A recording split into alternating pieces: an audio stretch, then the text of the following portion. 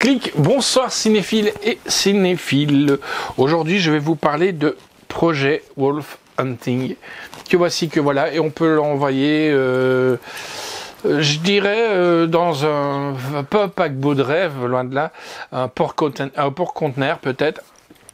Voilà, le slasher l'envoie au milieu des mers, mer de Chine, mer indonésienne. On va un petit peu parler d'abord du synopsis, et peu après. On en viendra dans le vif du sujet. Alors qu'ils sont transférés depuis les Philippines vers la Corée du Sud par un navire cargo, plusieurs dangereux criminels provoquent une violente émeute jusqu'à ce qu'un monstre non identifié sorte de son sommeil. Non, c'est pas un E.T., hein, je peux vous le dire. Allez, on va aller voir la bande-annonce. 필리핀에서 검거된 한국인 범죄자들이 국제 화물선을 통해 부산항으로 호송될 예정입니다. 경찰청은 5만 8천 톤에 달하는 벌크선 프론티어 타이타노를 호송 선박으로 지정했습니다. 필리핀발 범죄자 호송선 프론티어 타이타노의 모든 보안 및 관제 업무를 우리 팀이 전담하게 됐다. 세팅 준비해. 주무! 난 인권 이런 거 모른다. 여기 CCTV도 없다. 그러니까 제발 괜히 개기지 말고 조용히 좀 가자. 여기 한국 가고 싶은 새끼 있어? 입에 내가 가지게 씨.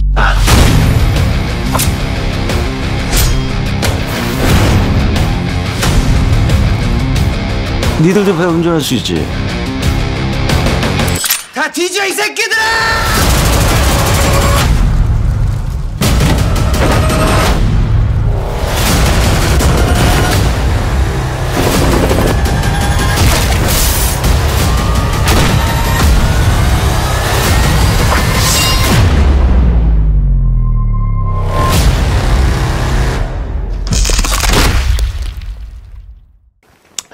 Ben alors Slasher, qu'est-ce que tu as vu? Je vais essayer de te le dire pour une fois en coréen. Donc dire quoi, en coréen? Projet Wolf Hunting. Donc ça se dit Nengesyong Soyangong. Donc voilà. Mais bon, on va rester sur le projet Wolf Hunting. Qu'est-ce que t'en as tiré de ce film? Bon, après il y a eu la vague, tu vois, de SC avec The Sadness et ça. The Sadness pour moi c'était le haut du panier, c'était un de mes films préférés de l'année dernière. Là, je me suis dit pourquoi pas, je m'attendais pas à grand chose à part de la violence et ça a été malheureusement le cas. C'est très violent, c'est très distrayant, mais sans plus, il n'y a pas tellement d'efforts sur la cinématographie, ou je dirais même d'efforts sur le scénario, à part avoir fait le côté oui c'est un projet, c'est des expériences. Après, pour moi du coup ça me fait un peu penser à le film de J.J. Abrams, Overlord, mais juste dans la sauce contemporaine, avec un peu plus de violence et des prisonniers quoi. Donc j'ai bien aimé l'aspect violent du film, mais sinon la musique ou la cinématographie n'est pas tellement à sauver. C'est distrayant comme film, un bon film gore pour s'amuser. Il y a énormément de longueur, je trouve qu'il dure un peu trop longtemps quand même aussi, donc bon, assez mitigé, mais ça reste un très bon film. Ben pour moi personnellement, hein, donc c'est un film coréen comme je venais de vous le dire. Hein, je voulais voir ce film. On a vu tellement de bandes annonces sur ce film que je me dis il fallait le voir. Et malheureusement des fois il y a des salles où ça sort pas, ou alors c'était peut-être sorti et que nous étions en reboot à ce moment-là quoi. Donc il y a beaucoup d'hémoglobine. Donc moi j'ai passé un très très bon moment avec ce film. Bon, faut pas croire, je suis pas un sanguinaire, hein, je ne m'appelle pas Vlad Petech. Hein. Un film bien sûr très violent, mettant en scène flics, taulards et autres humains génétiquement modifiés.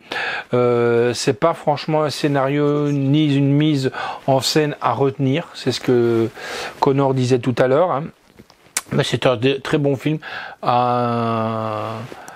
Pour se divertir, moi c'est à classer un peu comme Terrifier, Sadness, Cursed, Projet Wolf Hunting.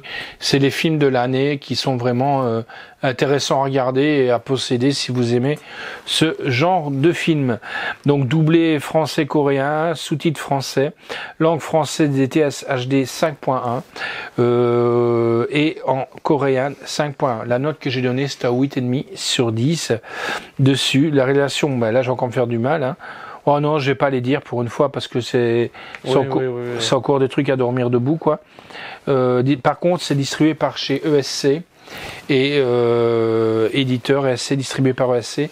Pourquoi j'insiste sur ça? Parce qu'ils font de plus en plus des efforts pour vous offrir des trucs vraiment de qualité avec des Blu-ray, des DVD.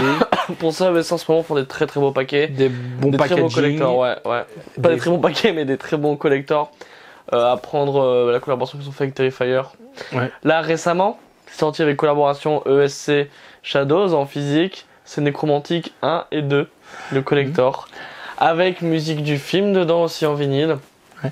Mais là, quand il parle comme ça veut dire tu me le payes? Non, bah après, c'est un film culte qu'Alain parle beaucoup, notre maquilleur. Ouais. Et il faut savoir que là, il y a carte postale, poster, affiche du film.